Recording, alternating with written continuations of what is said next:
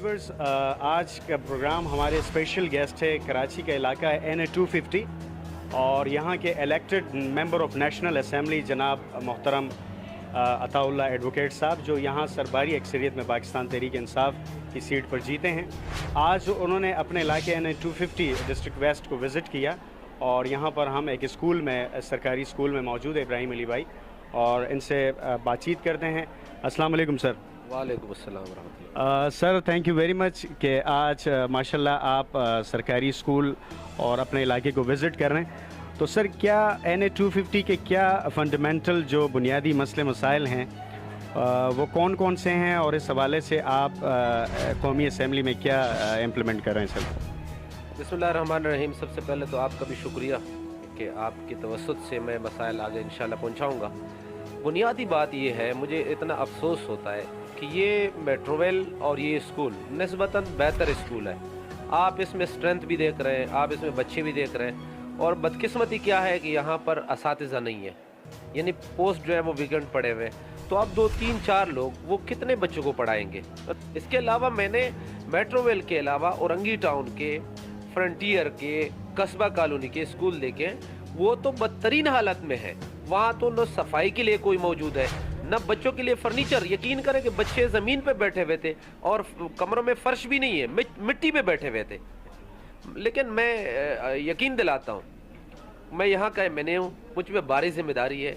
मुझे पता है कि मेरा काम कानून साजी है, लेकिन कानून साजी मैं उस सूरत में कर सकता हूँ जब मेरे लोगों को पानी तो मिले, जब मेरे लोगों को एजुकेशन तो मिले, जब मेरे लोगों को सेहत की सहूलियात तो मिले। तो अच्छा सर, हमने ऑब्जर्वेशन किया, जैसे आपके साथ भी और डिस्ट्रिक्ट वेस्ट को हमने विज़िट किया, स्पेशली एजुकेशन। तो sir, who is the responsible? आप कौमी असम्बली के मेंबर हैं माशाल्लाह, लेकिन हम देखते हैं कि प्रोविंस गवर्नमेंट की ये जिम्मेदारी है कि यहाँ पर सारी चीज़ें लुक आफ्टर करें। तो एजुकेशन मिनिस्टर जो सरदार अली शाह साहब हैं प्रोविंस के, वो भी इस पे इम्प्लीमेंट नहीं कर रहे हैं, क्योंकि स्कूलों में ना फर्नीचर है सर, ना असातिज़ा है, ना वो बच्चे आते हैं। तो इसकी क्या बुनियादी वजह है कि प्रोविंस गवर्नमेंट की क्या रिस्पॉन्सिबिलिटीज़ होती हैं सर? देखिए, जब कौमी असम्बली में 3 दफ़ा मैंने इस पर बात करना चाहिए कि मैं बात करूं एजुकेशन के हवाले से, तो मुझे ये बताया गया कि जी ये सूबाई इशू है। यार क्या सूबाई, क्या कौमी? मुझे तो अपने बच्चों को तालीम दिलवाना है।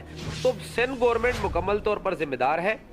मैंने बार बार इनको कहा है, अभी मेरी कोशिश है कि मैं सरदार शाह साहब से मिलूं और उनको लेके आऊं। यार सियासत, क्या सियासत हमने करनी है? सियासत ये है कि लोगों की खिदमत करें।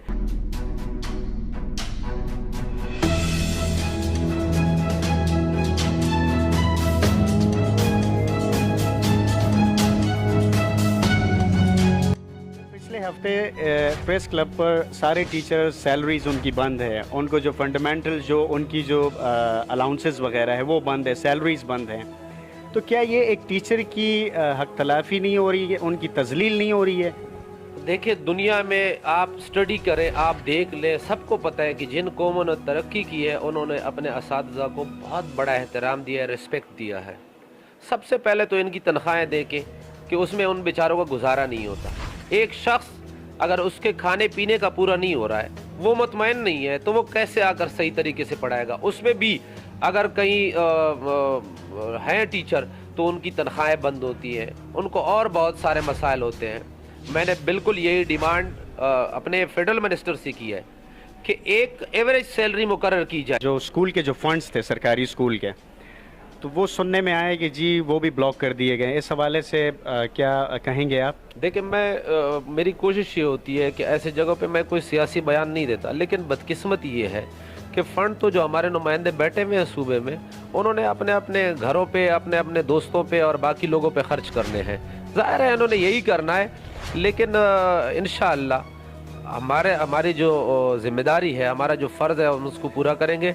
वज़ीर आज़म पाकिस्तान इमरान खान साहब माशाल्लाह से बड़े एग्रेसिव होकर इंटरनेशनल लेवल पे भी पाकिस्तान के लिए बहुत सारे बेटरमेंट के और प्रॉस्पेरिटी के काम कर रहे हैं। तो क्या उनकी पूरी टीम, उनके पूरे खिलाड़ी जो KPK हमने देखा कि जी बड़े बेटरमेंट के काम हुए थे, तो क्या आप इंशाल्लाह ऑप्टिमिस्टिक हैं कि जी वो सारे खुशहाली जो KPK में थी, वो सारे एजुकेशन सिस्टम, हर सिस्टम वहाँ बेहतरीन है, तो क्या वो सिंध में इंशाल्लाह आप इम्प्लीमेंट करेंगे सर? मेरी कोशिश ये है, मैं खान साहब से 1 to 1 मिलना चाहता हूँ और मैंने रिक्वेस्ट भी की और इंशाल्लाह टाइम भी मिल जाएगा। मेरी खान साहब से ये रिक्वेस्ट होगी कि जो डिस्ट्रिक्ट वेस्ट है हमारा, ख़ास तौर पर पूरे कराची में, लेकिन डिस्ट्रिक्ट वेस्ट में एक इमरजेंसी नाफिज करें।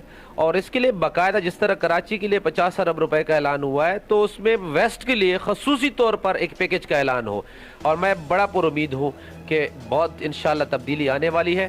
सूबाई गवर्नमेंट से भी कोशिश करेंगे, लेकिन अगर नहीं होगा तो कोई भी तरीका करके हम वफाक से इस जो ज़िला है, ये जो ज़िला है, इसके लिए पैकेज की मंजूरी लेंगे ताकि यहाँ पर बेहतरी आ सके।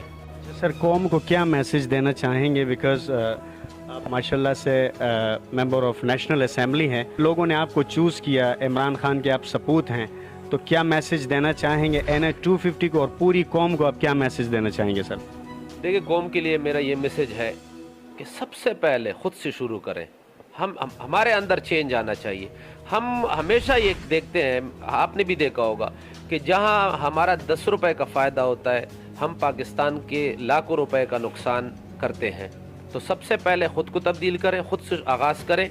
जब हम तब्दील होंगे तो इंशाअल्लाह पूरा मुल्क तब्दील होगा। नाज़रीन, आपने सुना जनाब रिस्पेक्टेबल NH 250 के elected member of national assembly जनाब अताउल्लाह एडवोकेट साहब। उन्होंने पाकिस्तानी कौम को और NH 250 और पूरी कौम को उन्होंने मैसेज दिया कि हमें पॉलिटिकली इन्फ्लुएंस से बालाए ताक तमाम चीज़ें रख कर अपने मुल्क और कौम की खिदमत करनी है।